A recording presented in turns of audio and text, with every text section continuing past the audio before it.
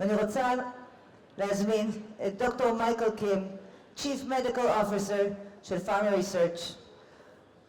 דוקטור קים מטייל בכל העולם, מכשיר רופאים, מספר להם על נפלאות הריג'ורן, ובאמת זה כבוד גדול. We are very honored that you are here.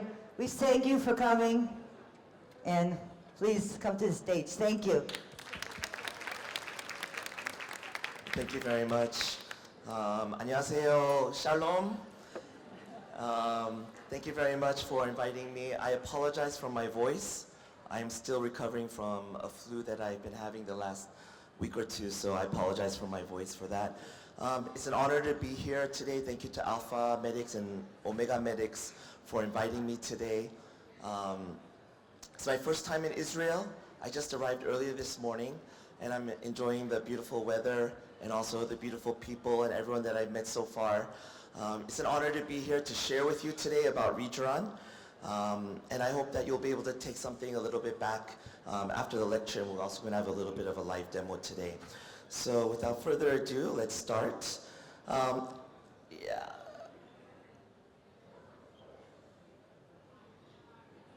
Sorry. Okay, this is not working. Second. Okay, I think we're good. So actually in Korea, I don't know if you can read Korean, but what that says is Talmud. So in Korea, it's very popular to teach the Talmud to primary school students. It's one of the most recommended books for children to read as they're growing up is the Talmud. So the Jewish culture and the traditions and the values that you have are very ingrained a lot also in our country also. And these are books, all the translated books of the Talmud that adults also read also. So I think we have a very similar traditional values that we have in both of our countries. I was actually born in the United States, if you can tell from my accent. I was born and raised there, and then our family, we moved back to Korea, and then I moved my family to Singapore. And that's where I lived for about 20 years. That's where I had my aesthetic practice. And then after that, I moved my family back to Korea last year to join Pharma Research because I love the product so much. And that's where I've been for the last 1 year. So I'm currently the Chief Medical Officer in charge of the Medical Strategy Division. These are some of my articles. And, you know, there's a saying by Stephen Hawking. He says, intelligence is the ability to adapt to change. And I think we all agree that we are in an environment where our aesthetic medicine market and the patients, the paradigm is continually shifting and changing. And that is a challenge to us for those who have been in practice about how we're going to be able to adapt to that change. And so to appreciate REJURAN, we have to understand a little bit about how that shift is happening. Because if we do not appreciate that shift, if we do not follow that evolution, it will be hard for us to fully appreciate what REJURAN and polynucleotides involve. And the first, I think, is the perception of aging. No one likes to get up in the morning, look in the mirror, see the wrinkles, see the sagging. None of us likes that. I don't like that. I'm 50 years old. I see new wrinkles. I see new gray hair. It's something that is something that we like to see. And if we look at this video here, if you know that TikTok filter where you can look where you're older, you'll be able to see, you know, what you see. And look at them. They look very happy. They're smiling. But if you look towards the end, look at her. Look what happens at the end. She starts to cry. So are these tears of happiness or are these tears of sadness? Is it like, oh honey, we're gonna grow old together, we're gonna be so happy? Or is this something like, oh my gosh, is that what I'm gonna look like when I'm 50, 60 years old? And if you know Brian Johnson, he has a very extreme on aging. You guys know him, Brian Johnson, in the United States? Yeah. So he spends millions of dollars, and he has many doctors, he has many treatments, and he's doing all these treatments. Why? Why is he doing this treatment? Because his motto is, don't die. Okay, he doesn't want to, I mean, we're all going to die someday. We're all aging, but he has a very extreme view on that. And what is a word that we commonly use? We use the word anti-aging, right? In all of our practices, in all of our advertisements, we talk about anti-aging. But if we really think about it, can we stop aging? Can we really truly stop aging? Nowadays, we're going into an era of wholeness, well-being, holistic treatment. So instead of using the word anti-aging, maybe we need to start using words like well-aging, accepting the fact that yes, we are growing older, we all are going to age, and we all are going to die someday, and not think so negatively about that. And that's where I like the word vintage. Okay, vintage is a word originally coming from Great Harvest, the quality of wine, but we all know what vintage means, right? Some things that are very valuable, aged but still very valuable. So instead of saying I'm old, I would like to say that I'm vintage, and that's a word that sort of embraces what I'm trying to explain here. Because when you have that negative look on aging, and you have that fear of aging, you start to look for more dramatic, drastic treatments, and that can lead to overfilled syndrome. I'm not saying that other treatments are negative, but when they are carried too far, that can lead to problems. Secondly is the timing of treatments. When do we intervene in our patient's journey? Now, how many of you think that aging is a disease, medically speaking? Okay, just think in your mind, you don't have to raise your hand. A lot of people say no, aging is not a disease. Some people, yes. According to this definition, any harmful deviation of from the normal structure or functional state of an organism can be defined as a disease. So as we grow older, does the function of our cells and organs change? Does it deviate from its normal function? Yes. And there's a lot of senescence-associated diseases that we know about. When we talk about aging in the skin and the fibroblast senescence, we use this word also. So if we acknowledge that senescence is a type of disease, then what are we always taught in medical school? We're taught that, what is the first line of treatment that we do? The first line is always prevention, not cure. But for some reason, when we go into our patient's treatment, we talk about how to treat them first, not about prevention. When we talk about prevention, we talk about maybe what? Sunblock?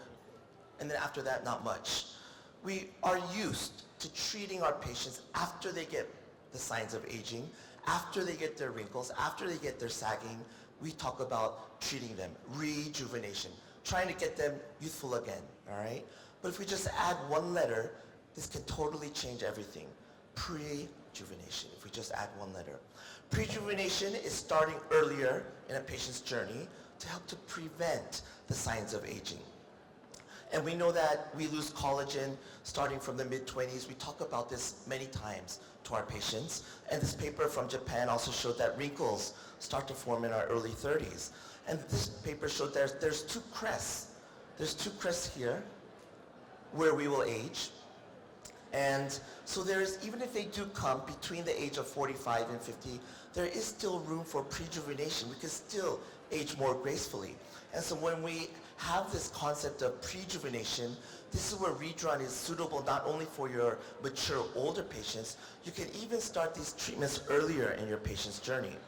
And the third is the paradigm shift or evolution from skin quality to skin quality and attractiveness. And I think all of us here, we have achieved that. That's why you're all here, because you are interested in skin quality. You know the importance of skin quality. But the problem with skin quality, one of them is our assessment. How do you assess skin quality? There are not that many devices that we have that can assess especially the mechanical side, the elasticity, the firmness, the thickness of the skin is something very difficult to assess. So still there's a lot we need to go for skin quality. And beyond that, what about attractiveness? This is something that I think is very important also. And in this paper, Stephen Dion talked about how we can use maybe attractiveness as a standard to determine the outcome of our treatments. Because what happens is that as we do more cosmetic interventions, there's a point where the beauty and our genuineness actually decline. We would think naturally the more we do, the more beautiful we become. But there's actually a decrease at a certain critical point, and our genuineness decreases, and that's what we see in some celebrities and some of our patients. However, with REJURAN, the more treatments we do, there's no reduction in your beauty, only improvement of your skin quality and your skin tissue, and this can help to maintain your genuineness. who you are will be maintained. It will not change who you are.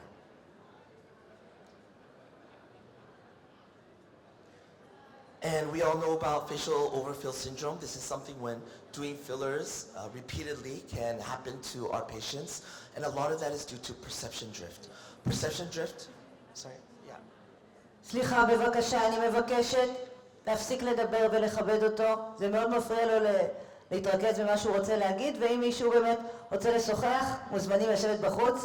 יש פינות ישיבה בחוץ. תודה. Okay, thank you. Yes, so for perception drift, this is where patients see one flaw and they want it treated, we treat it. Then they come back, they say, doctor, I see another wrinkle here. I see sagging here. I see this spot. It goes and goes and goes and continues until it starts to change how they completely look. So this is not only the fault of the patient, but it's also the fault of us as physicians because we do not stop them. We do not help them to see the overall picture of how they look. There is also an evolution of cold modalities. Now, traditionally in Western countries, a lot of the treatment started out with IPL, lasers, these type of devices. But nowadays we're going more into cold modalities. Hot modalities use thermal energy, if you see on the right here. Thermal energy, IPL, lasers, ultrasound, radiofrequency. The problem with these treatments is that they're not so ideal for patients who are exposed to the sun a lot. And there are patients who enjoy doing exercise outside, doing sports. That's not a problem. But when you do these type of treatments for those patients, risk of PIH is higher, especially in ethnic skin. If you see ethnic skin, these patients also have this risk. Whereas with cold modalities, which are non-thermal, they're not using this type of heat energy. You can actually, it's independent of the sun exposure. Even if they have an active lifestyle outside, you can still do these treatments safely. Despite their Fitzpatrick skin type, you can still treat them safely. So these treatments like polynucleotides, skin boosters, PRP, biostimulatories, microcoring, these are all treatments that you can do that are called cold modalities. So these are some of the examples that we have here. And when we talk about skin boosters that are non-HA skin boosters, I think there's a little bit of a difference, not saying one is better than the other, just saying that maybe it's a little bit different. Biostimulatories is a very hot word that we're using nowadays, right? So there's PLLA, PDLLA, CAHA, PCL, whereas bioregenerative treatments like polynucleotides, PRP, exosomes, these can be considered more regenerative treatments. So I don't think that necessarily should be classified in the same category, but there should be some differentiation made. The source of where they come is also a little bit different. So in summary, we should have a more positive outlook, looking how to age more gracefully, start earlier in our patient's journey, prejuvenation. Focus on how to maintain their genuineness, their uniqueness, keep them attractive, make them more attractive, and using cold modalities, I feel, is the evolution that we're going through. So this evolution, again, if we add one letter, becomes a revolution. And I really feel that everyone here today is interested in participating in this revolution that REJURAN is taking a part of and leading the way as a polynucleotide. So it's beyond correction. We awaken regeneration. Now, what makes REJURAN special? That is the DOT technology called DNA Fragment Optimizing Technology. This is proprietary to our company. Excuse me. So not all PNs are created equally. I know that there are many polynucleotides in the market around us. For DOT, what it is that we extract DNA from wild salmon to produce drugs, medical device, cosmetics, and functional food. And it's threefold. First of all is the source. Where do we get the source from? It's wild salmon. Secondly is how do we get the appropriate size of the DNA fragments? And thirdly is the production of the final products. So for the salmon selection, we use Okita, that's the name of the fish, which is chum salmon. And we use wild fish compared to other companies who use farm cultured fish. And this is done in collaboration with the Korean government. It's not like we go outside or we have a plant where we're harvesting salmon. The Korean government has been doing this originally to collect and harvest the salmon for more than 50 years. And we use this part, the testes and the sperm, for our product. So this is a picture of the chum salmon that we use, Okita. And this is a picture of the rainbow trout that is used by some other companies.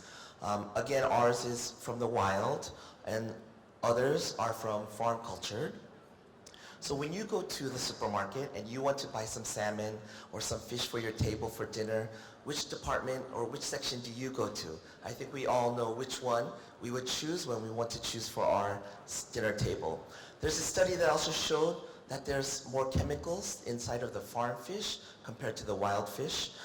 There's also studies that show the different traits between the Omaikis and the Okita.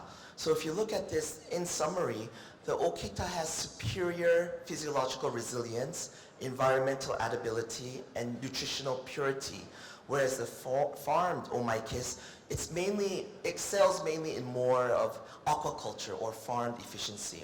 So this is the difference between the two when it comes to the species. And you have to understand also that the life cycle of the salmon is one turn. They start in the river as eggs. As they grow a little bit older, they move into the ocean. They live their life and come back to the same river to spawn. After they spawn, then they expire. This is the life cycle of a wild salmon. They don't spawn, then go back out. That does not happen. They have one cycle. And they have different routes that they take. The one in the green here, if you can see, is the Korean salmon. They go very far. Compared to the Japanese salmon, to the American salmon, the Korean salmon go all the way to the United States, then they come back, just like I did. So you can see their trajectory is a very long trajectory. It takes a lot of time. And this is the river. If you have a chance to visit Korea, like some of you did recently, you'll be able to see the river that they come back to. And this is the salmon as they jump up the artificial waterfall into the holding facilities here. And if you can come to Korea in the fall, when they come back, because they only come back for a couple months a year, then you'll be able to see and touch the fish and see actually how strong they are, because it takes an average of 3 years for them to come back, maybe even 5 years, and only a small percentage return. So what does that mean? What does that say about these fish that are the source? That these are truly the fittest of the fit. They are the strongest of their batch that have come back. And of course, there are environmental efforts that are going by the government to ensure the population is maintained. And they actually collect the fertilized eggs and they hatch them inside the same facility. So they are hatched, they are put into these tanks, which are empty now because the eggs need time to hatch. And this is all the small little fish, the baby salmon that are grown here. After that, they are released back into the river by the organization. Okay, this is the testes where the PN is extracted from. Secondly is the fractionation of the appropriate DNA fragments. And this was done in collaboration also with the Korean Institute of Technology. So if you compare the two species, there is a difference between the DNA composition.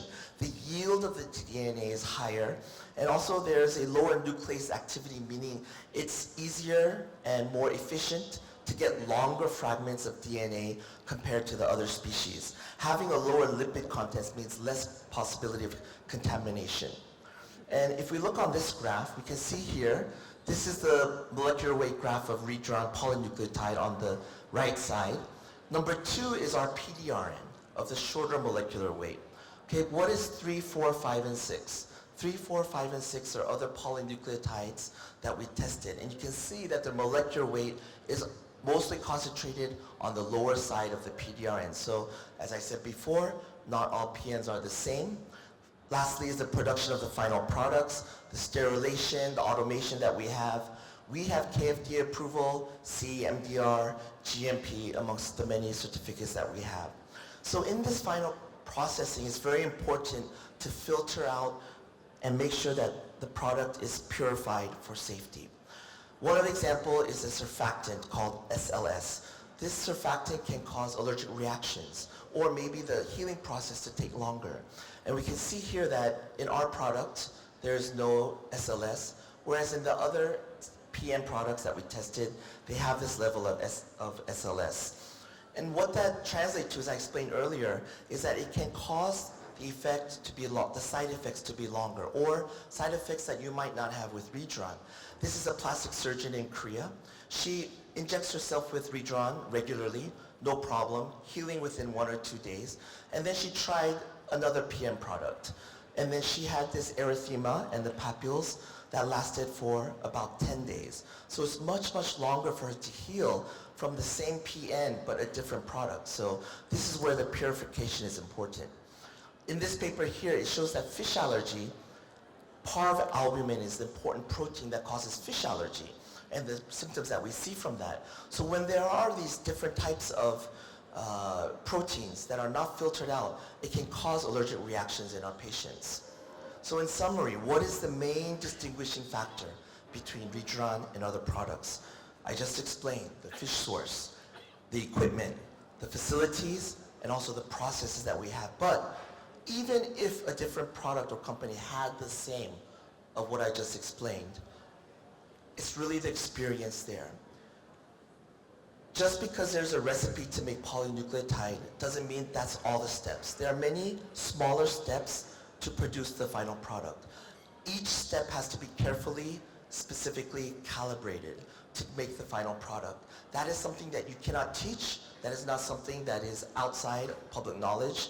That one has to be very proprietary to each company, and that is what we have. That experience, those minute details give you that quality. And I like to explain that in this analogy. Just because I have the same dish, just because I have the same ingredients, just because I have the same knife, can I make a Michelin star dish? If you could, you would never go to a Michelin star restaurant. Okay? It is that experience of the chef, everything that that chef has experienced to that time to make that specific dish that you have. And that is the important thing, is the soft skills there. And that leads into the safety. And this is one of the most important reasons that I love REJURAN, is because of its safety. And we do the Hippocrates Oath as, above all, do no harm. And that is a lot of our issues nowadays, is the side effects. We have products that have good results, dramatic results, fast results. But the problem is the flip side is the side effects sometimes that we have. But with REJURAN, with more than 15 million syringes in over 30 countries, we still have no officially reported case of vascular compromise. Okay, I think this is one of the major, this is probably the most fearful thing that we all do not want to have, is a vascular compromise case. And this is something that you do not have to worry about.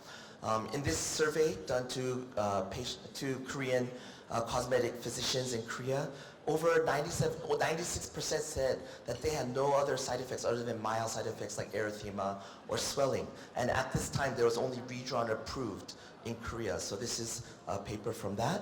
And there was also an internal study that we did. We injected into the rabbit ear artery, mildly cross-linked HA. To the other rabbit ear, we injected REJURAN. Okay, so what we expect from the cross-linked HA side is to have some necrosis, and that's what happened. But when we injected the REJURAN, there was no necrosis. Okay, and the side effects are very common to any intradermal injection that you might be doing. Some erythema, some swelling, maybe, of course, pain can be there, but usually within 48 hours is when it will subside. There might be some cases where there's prolonged swelling or prolonged erythema that might take maybe 3, 4, or 5 days, but that is dependent on the patient. So this is very common to just have some histamine reaction. Immediately, usually it will resolve after maybe 12 to 24 hours.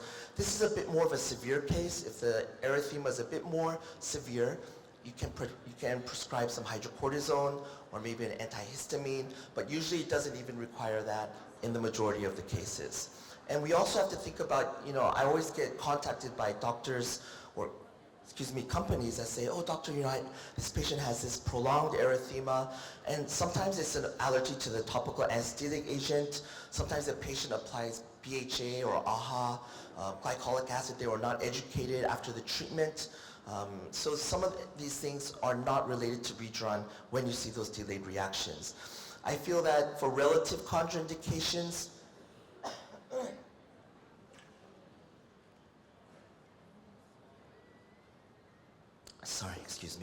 For relative contraindications, if they're under anticoagulation treatment, if they're titrating their medications, or if they're immunosuppressed, I would wait. But do I treat patients who have autoimmune disease? Yes, I did. Other doctors do also. When they're stable on their medications, it can help with their erythema also too. And the most common question we get is, so my patient has fish allergy, or they have salmon allergy, or seafood allergy. Can we inject REJURAN? It sounds like it's not right, that we should not. But as I explained earlier, that's where the purification process is important. In all of my experience, in all of my travels, all of my communications with all of the KOLs, we have never seen a case where patients injected with this allergy had any particular side effects. Okay, so let's talk about PDRN and PN. And we know about a lot of the viral content that we see online. Jennifer Aniston saying she tried a salmon sperm facial. Kim Kardashian, salmon sperm facial. Miley Cyrus recently, salmon sperm. And I think in Israel also there are some celebrities who have also tried this and said they had some salmon sperm injection. But using the word sperm, we have to be a bit careful about explaining about that. We know what PN and PDRN stands for. It's a chain of multiple nucleotides, and they are usually double-stranded. But what we also have to understand is that there is no international consensus. We cannot go into a textbook of medicine and see PDRN, the definition, PN, the definition. This is still something ongoing. That is why when you read different papers, you will see different explanations about the definitions of PN and PDRN. This is a definition that we give from our company for our products. So the PDRN is extracted from the sperm, whereas the PN is extracted from the testes. So when they say they had a salmon sperm facial, if they had a PDRN with some microneedling, then that's accurate. But if they had a REJURAN injection and call that salmon sperm, technically that's not right, okay? This is the difference. And of course, the molecular weight in polynucleotides is a bit longer, as I showed you earlier in that graph. Of course, there is a mixture, but the majority is on the longer side, whereas the PDRN are on the shorter side. But one of the things I want to show you is the 3D scaffold structure. And this is something I think is very important to our understanding of REJURAN, and also the difference between this and PDRN and other products. So just to clarify, injectables here, polynucleotides, skin boosters, PDRN, this is something hopefully later will come to your market. And the products that are very popular, these are also PDRN.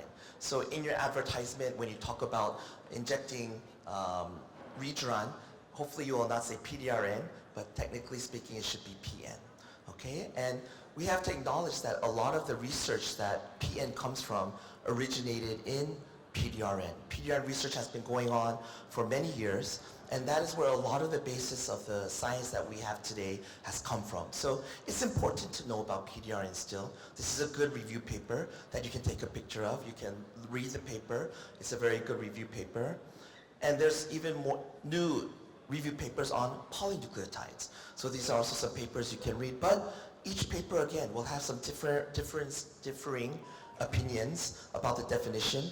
The one in yellow has a bit more of a well-balanced content, in my opinion, so if you can read that one would be helpful. So this is the skin boosters. I'm just going to go past this because we don't have that here now, but just showing you that there is a PDRN REJURAN, okay, and PDRN cosmetics, and PDRN mask. If you have the sheet mask, it's very beneficial, especially after the patient's treatment. To put on the sheet mask will help to reduce the side effects or the healing times. So what is the mechanism? So I'm going to explain the mechanism of PDRN first. I don't have to, just to show you that there's a difference, okay? We cannot say that they are the same because the characteristics are different. PDRN, if you have done any research or done some studying, know that is shown to have an A2A receptor agonist activity. And by binding to the A2A agonist, it regulates the cytokines for anti-inflammation, increases VEGF for angiogenesis, increases growth factors for production of collagen. So this is what is talked a lot about PDRN. There's also a salvage pathway where the nucleotide chains will be broken down and be recycled by the body in DNA repair. So the A2A receptor, just to give you a little bit more information, These are helpful in the proliferation and tissue repair. And so a lot of the PDRN papers are related to healing wounds, diabetes foot, skin grafts, corneal epithelial regeneration, burn wound treatments. That's where a lot of the PDRN stem from. Okay? And for the salvage pathway, this is an in vitro study that was done with PDRN in vitro, and they used UV radiated cells because when you radiate with UV radiation, they produce dimers. And when there's a dimer, there's a kink in the DNA, so it cannot replicate. That is something that we do not want, right? So when PDRN was administered to those cells, it showed that the CPDs were decreased and the P53 protein was improved. There's also studies that show that PDRN improved mitochondrial biogenesis, and in this age of inflammaging, we know that mitochondrial biogenesis, mitochondrial health is very important in inflammaging, and so PDRN has that potential. In pigmentations also, PDRN was shown to help with pigmentations of the skin by upregulating ERK and downregulation of the MITF. It was dose dependent. This is a paper also showing the similar results. So showing that REJURAN also can help with pigmentations. This is not going to be explained very much today, but REJURAN can also help in those recalcitrant melasma patients, those patients with PIH, patients who you don't want to do any more energy-based device. REJURAN can be a very good alternative that can help to improve on the melasma. Okay? And lastly, PDRN was shown also to induce white to brown adipose differentiation. We call that browning. And this is important in obesity. So who knows, in the future, maybe we'll have edible products, PDR and PN, that can help with obesity in the future also. And in Korea, we do have an edible REJURAN called Innerdot, but this is a PDR product. We don't claim it to treat obesity, but it's something that we are working on these functional foods for the future. Now, what about polynucleotides? When we talk about polynucleotides, we have to look at the physical properties, but that's sort of counterintuitive for us, right? Why? Because we like to talk about biology. We like to talk about chemistry. We like to talk about pathways, okay? But just bear with me for a minute here. Blue, for me, is my favorite color. Okay, is there anyone else who likes the color blue? I love the color blue. If we look at nature, blue is very rare. If we look at this butterfly, there's only one species in the world that is blue, if you knew that or not. Okay, so we look at this butterfly and say, wow, very beautiful. There must be some beautiful blue pigment in that butterfly. But if you actually look very close at the wings, there are these structures, like Christmas trees, and it reflects the light, only the blue wavelength, and that's why we see a blue color. If you look, actually, it's a brown color. When you put water on it, it disrupts the refraction. It's a brown color, actually. So what is this? It's a physical phenomenon. And what about chameleons? As chameleons move across different colors, what happens? They change colors, right? They change colors very quickly. How do they do that? Do they have pigment inside of their skin that can, in the same place, all the colors of the rainbow, of the spectrum, do they have that? No. What they have are crystals, microcrystals in the dermis. They change the configuration of the crystals so that it will reflect different wavelengths of light. And that's how we see different lights in the chameleon. What's my point? This is called structural coloration. Some of the things that we think are biological, or some of the things must be chemical. There has to be a biochemical pathway. Not all the time. Some things are physical. When we look at the difference between PDRN and PN, we can see that the PN is a gel shape. Okay, and I explained this before. So what does the scaffold mean? If we talk about scaffold, then we have to look at what does it look like. Okay, so let's look at some cryosem. This was done about 10 years ago. We can see there's some structure in the polynucleotide there. But that was about 10 years ago. So we did another cryosem about 3 years ago. And this is a structure that we found. We found some polygonal shapes. Very interesting, yes. So interesting that I did publish a paper on this. But there are limitations to that. Because of the water content is 98%, as we do the cryosem, this water will affect the shape that we just saw. So I was wondering then, is there a new way that we can do this without having that artifact or that influence of the water so we can more accurately see what PN actually looks like. And that's high pressure freezing, HPF. So under HPF, which is 200 megapascals, we're able to minimize the effect of water on the structure that we see on SEM. 200 megapascals, that's 2 times the pressure at Challenger Deep, the deepest point on Earth. Very high pressure, very quick evaporation of the water, so we see what the product looks like. So this was 3 years ago, and this is what we saw a few months ago. Okay, so we can see it's quite different. And we can see it's like a sponge, if you can see here.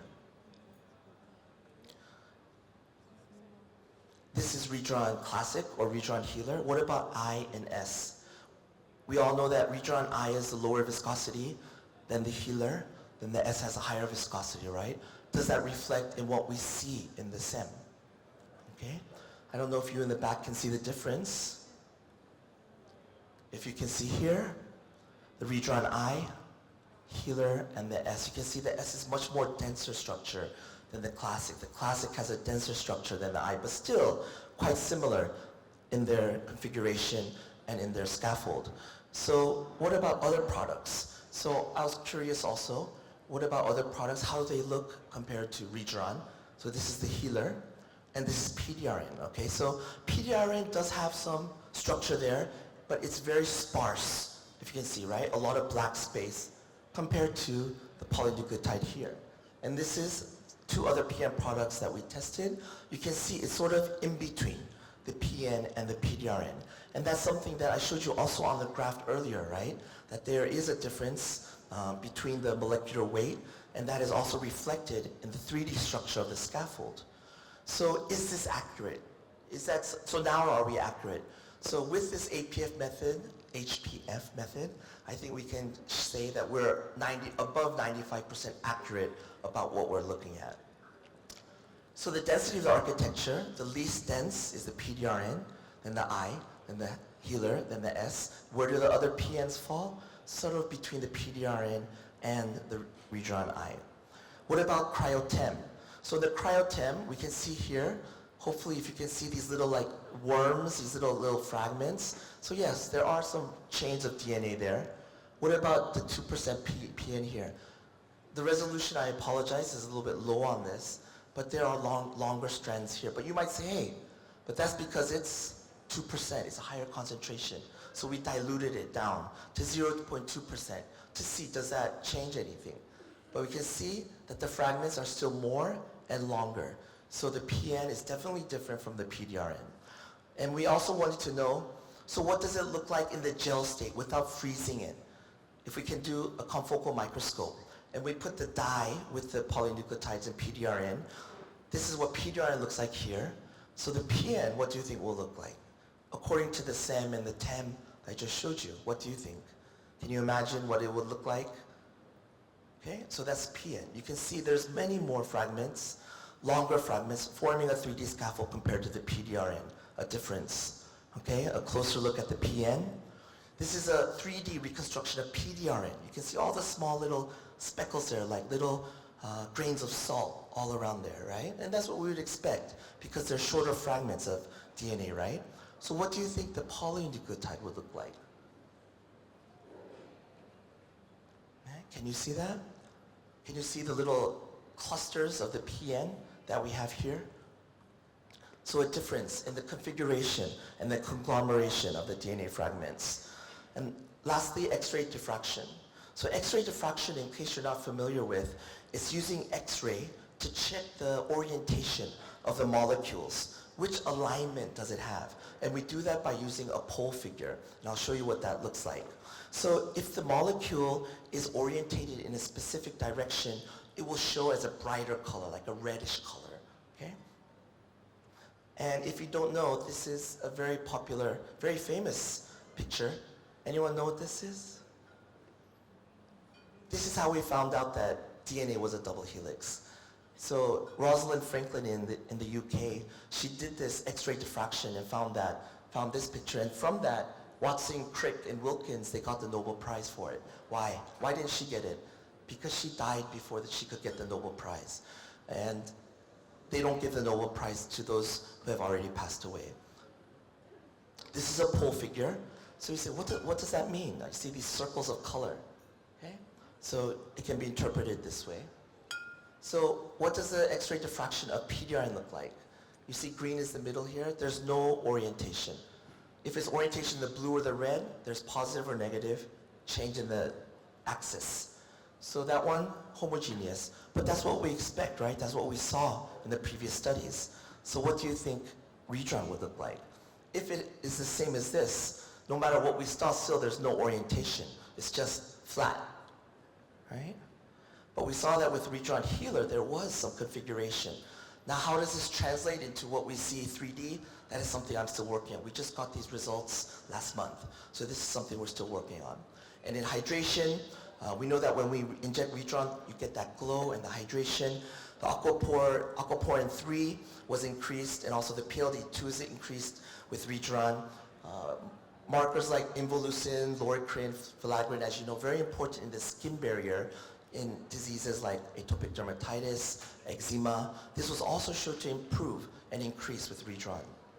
So if we look at the SEM comparison, a lot of the biostimulatories are spherical in shape. And the polynucleotide, or our REJURAN, is like this, which I just showed you. So there's no side to side. So which one is better? Which one is more effective? We still don't know. No one knows. That's the truth. I'm just saying that it's just a different category, I think, that we need to look at it when we think about biostimulatories. And so if we take all of what we just saw and compile it into one picture, I wish I could show you that, but we don't have that yet. We're still trying to work on it.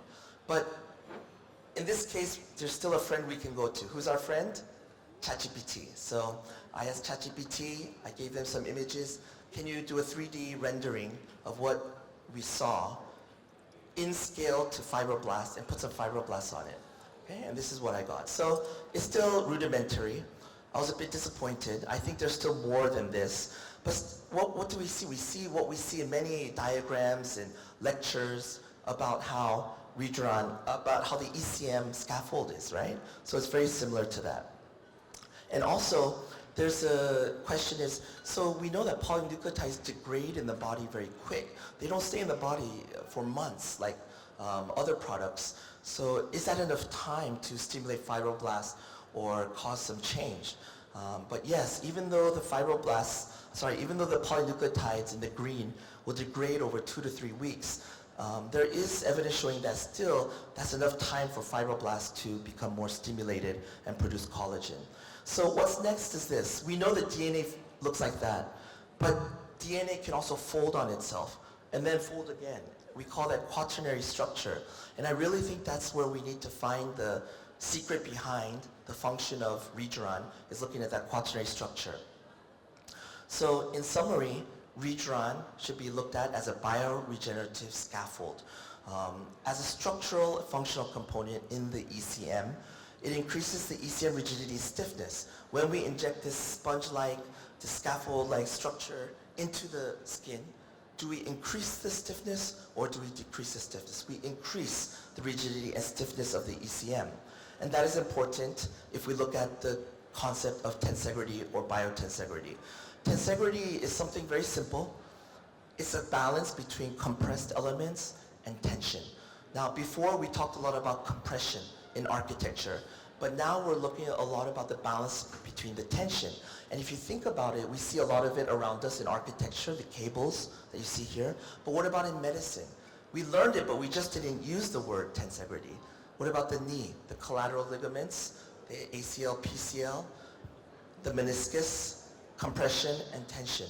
The spine, all of the paraspinal ligaments, muscles, compression with the disc. There's a balance between compression and tension, of pulling.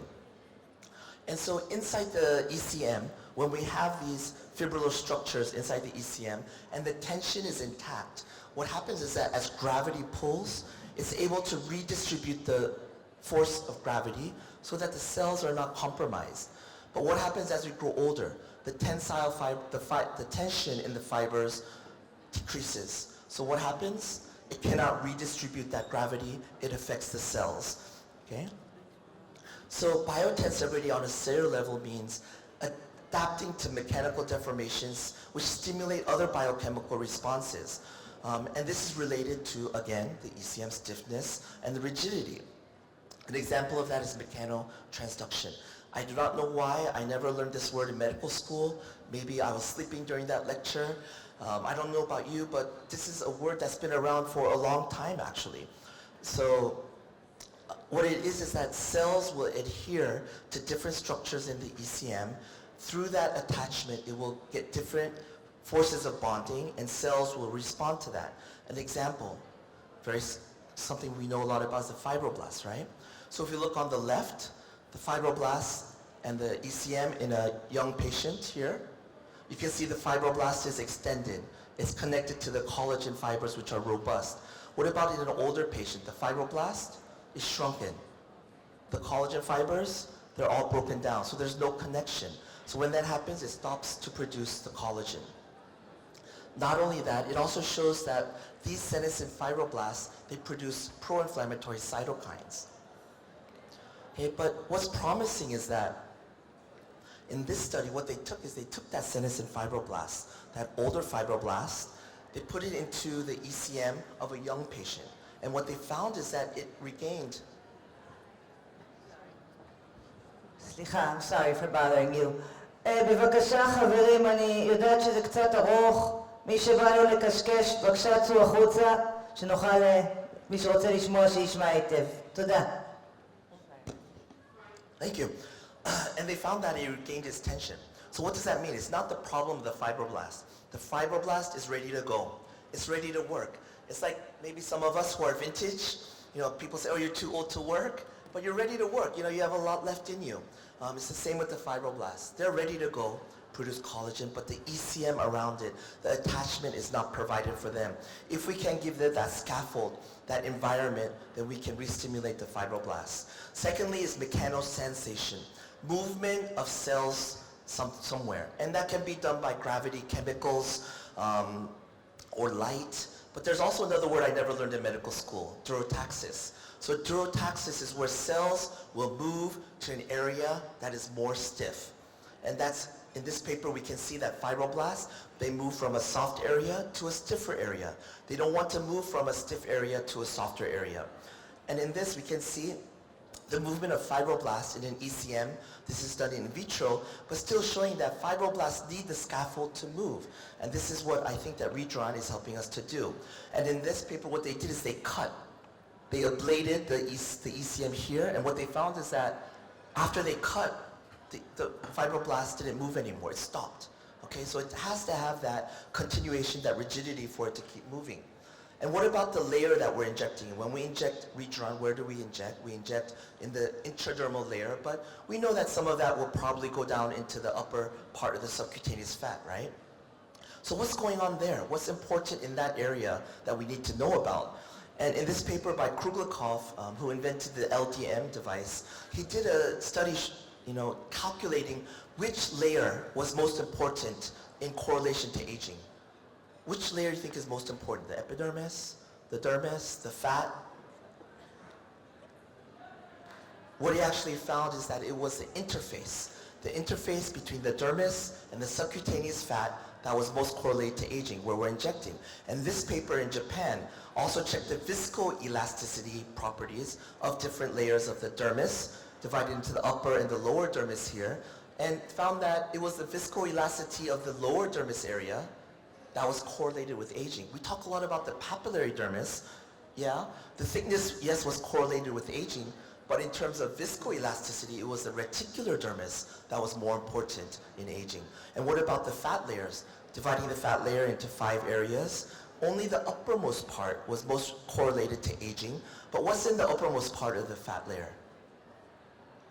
Is there anything there that's special compared to the other lower parts of the fat layer?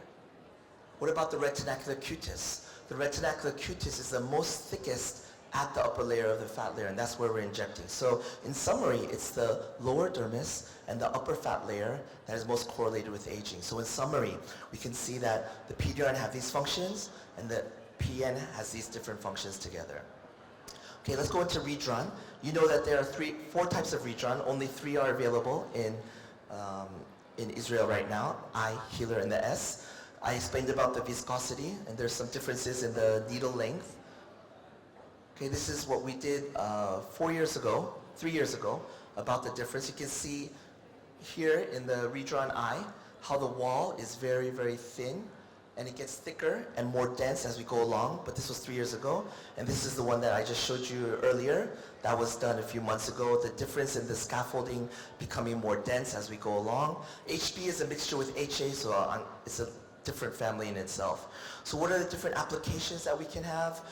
Skin texture, skin laxity, wrinkles, enlarged pores, dull skin tone, pigmentation, scars, and even now we're moving into eczema and also alopecia. This was a survey done for doctors in Korea. How do you use REJURAN in your practice? And the majority were saying about fine lines, skin texture, and dry skin. And this was also a paper on enlarged pore usage in Korea, and they showed that they were using it intradermally and also 3 to 4 times to have improvement in enlarged pores. And this was another paper showing that doctors are also using it quite a lot for patients with facial erythema.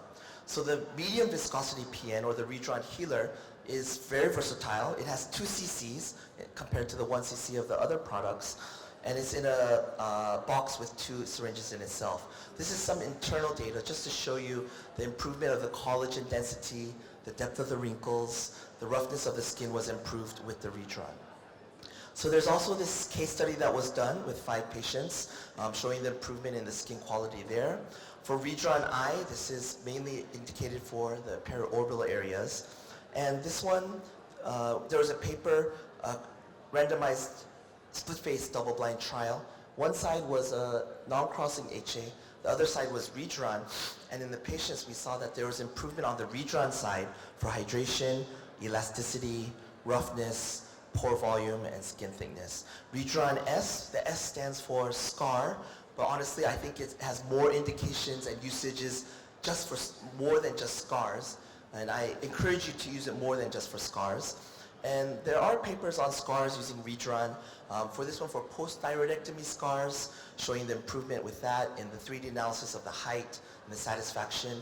And there's a recent paper also from Ukraine, because as we know, Ukraine is in a very conflict area right now, and they've been using REJURAN in combination with other modalities to improve on these scars in soldiers and also in the civilians.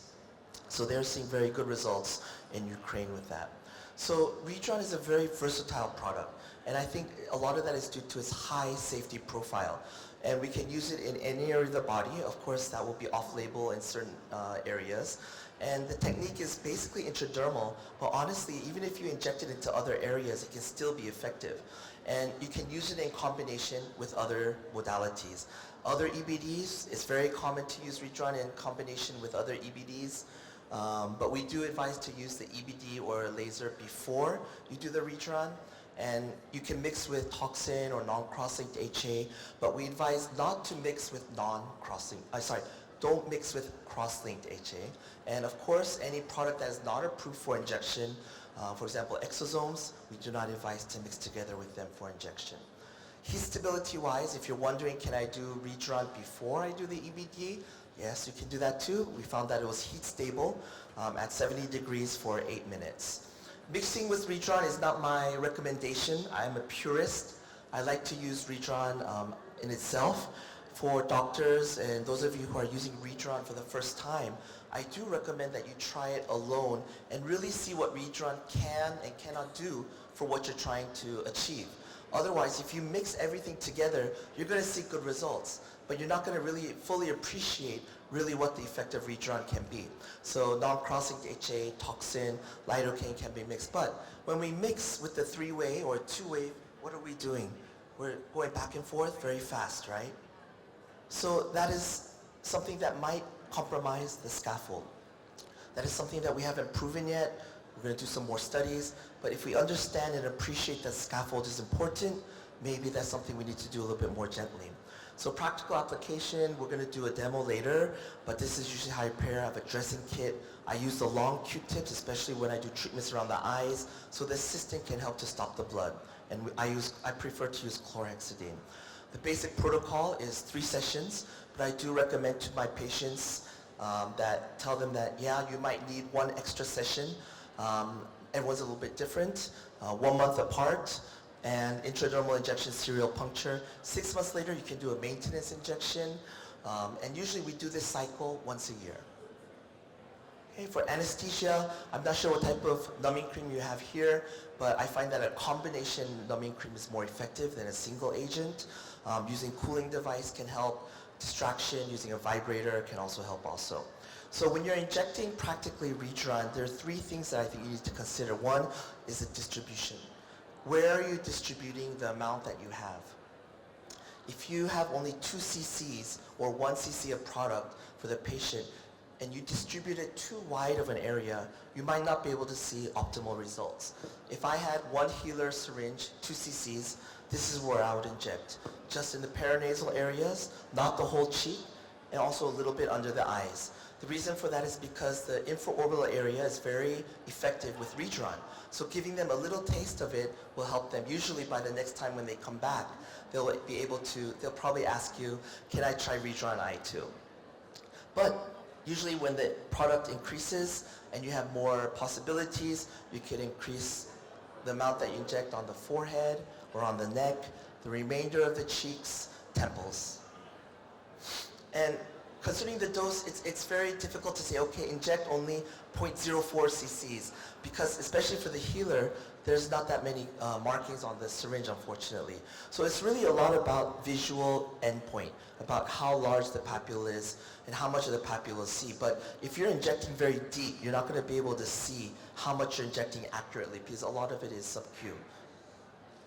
And in terms of the depth, intradermal is what I explained. If it's too shallow, there's going to be, more pain, but there's also a risk of leakage. If you're too deep, there might be less pain, but you're also going to use up more of your product. It's very common when you're injecting to find that you run out of product if you're a deep injector. There are these papers showing, the relative depth, the thickness of the skin. So I think it's good to have a rough idea if you're not familiar with skin injections about, okay, where's thicker, where's thinner, where do I need to go a little bit more? Having that idea, that rough gauge in your head is important. So I explain injecting like this.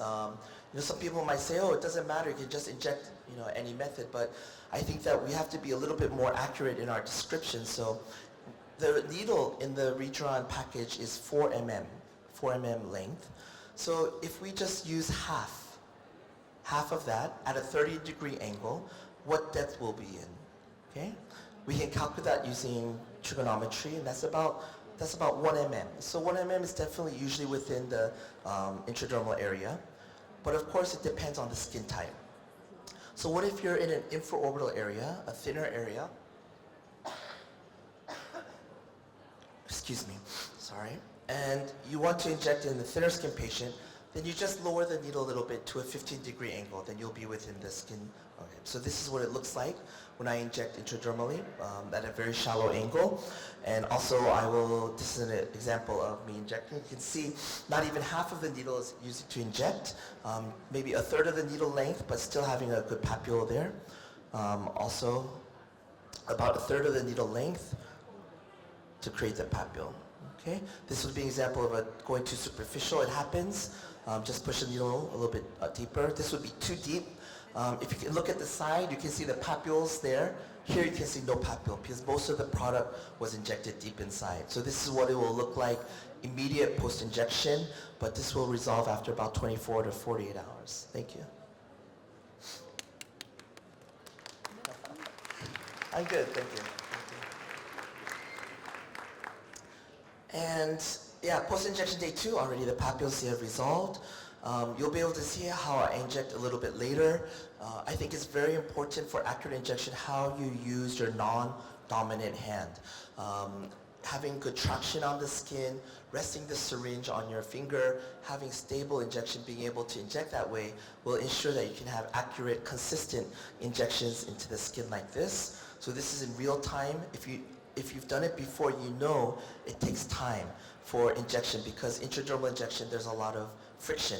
There's a lot of force on your piston that you have. So it does take some time to inject this area. So this is what it will look like after injection. And if you look at, this is a patient who has thicker skin, acne scar skin, so it does take a little bit more deeper injection to inject into these type of patients.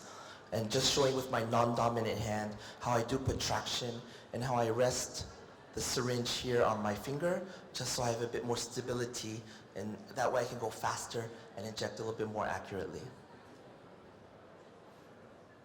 Okay, if you can see here, the injections down here. Yeah. Later during the demo, I'll show you, but might not be able to see as close. Oh yeah, okay. Okay. So this is before and after REJURAN S I used on the forehead. We can see that there was some improvement in the glow, actually some volumization, which I didn't expect. And also to show you Quantificare Mini. I'm not a speaker for them, I have no relation to them, but showing you we need more than just DSLR. When you're looking for skin quality improvements, you have to invest in a device that will give you more information to share with your patients and with your colleagues. And that Quantificare Mini, I think, is quite good because it can also show you lifting vectors like this that we show after REJURAN, but something that is not so visible just by taking a picture, okay? Because REJURAN does not always show you very dramatic results all the time. Sometimes the results are gradual and need time to show. So this is showing some lifting effect there. Periorbitally, 0.5 cc per side I start out with, and up to maybe 1 cc per side. So this is an example of me injecting using REJURAN Eye. If you can see, the papules are smaller and a little bit closer together, but it's very safe and you can go very close to the edge of the eyelid without worrying about complications. And this, we're going to the crow's feet. When the patient has a crow's feet, you can inject superficially along that line and also deeper. Okay, so this is post-injection. And you can also do the upper eyelid, but I don't recommend doing the upper eyelid because it's a bit more of an advanced technique. And one of the reasons that I emphasize it's important to learn the superficial technique. Some doctors say, oh, it doesn't matter, but if you cannot control yourself to inject superficially, and you do that on the upper eyelid, you're going to poke the eye, you're going to injure the eye, you're going to puncture. So the skin is very thin, so it's very important to have good technique and control of your syringe. So if you can see, almost just the bevel is injected into the upper eyelid, and that's an area very hard to treat. We all get sagging of the upper eyelid. So what treatments can we do to prevent that for younger patients? Maybe monopolar RF, but you have to put a shield, and REJURAN, very safe. Okay, you can also inject along the medial aspect. I know I'm over time, apologize. I'm very quick. Okay, just some improvement here that we can see before. And you can also inject with lips. This is not a filler, so it's not going to give you a lot of volume, but it can help to hydrate the lips after injection. And also, if you use a thicker REJURAN like S, it can also help to maybe volumize a little bit in some patients. Injection along the neck is very safe also. I prefer to use REJURAN S for injection along the necks. And here we can see some improvement in the lifting, and actually the horizontal lines improve quite dramatically there. Dorsum of the hands can inject also.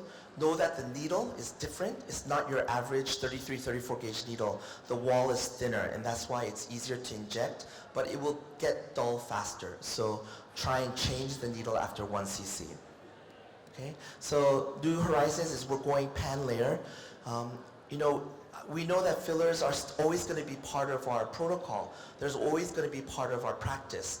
But is there potential for REJURAN to also participate or to contribute to that in a safer method? So this patient had this defect here after lipolysis injection. So I injected REJURAN intradermally and also subcutaneously. Okay, in the same session, and then after 4 sessions, she had improvement in the depression. This is also before and after. Okay, and this was about 21 months after the injection. If it was a filler, it would probably be dissolved by now. We know that the polynucleotide is not lasting 2 years, so it's her adipocytes that were probably formed through stimulation of the REJURAN. Okay, the second case, this is also the same as acne scars. Did the same before and after, 4 months. Okay, and this was after 18 months after the injection. So going down into the muscle tendon and the bone is something that we're also looking to enter into the future. There's this paper that was published by Dr. Achima in Thailand about using for alopecia. So to close, I just want to let you know that we are very keen and we want to help you to do your research. If there's any ideas that you have or any cases that you want to share and publish, you can take a picture of this QR code where you can submit your proposal, or you can email us. We'll be very happy to assist you and help you in any way that we can. So this is just a summary of what I just explained very briefly today. But the two pillars, I think, of REJURAN is really its clinical effects and versatility, and also its safety. Thank you very much. Thank you very much, Dr. Michael Kim. Wow, thank you.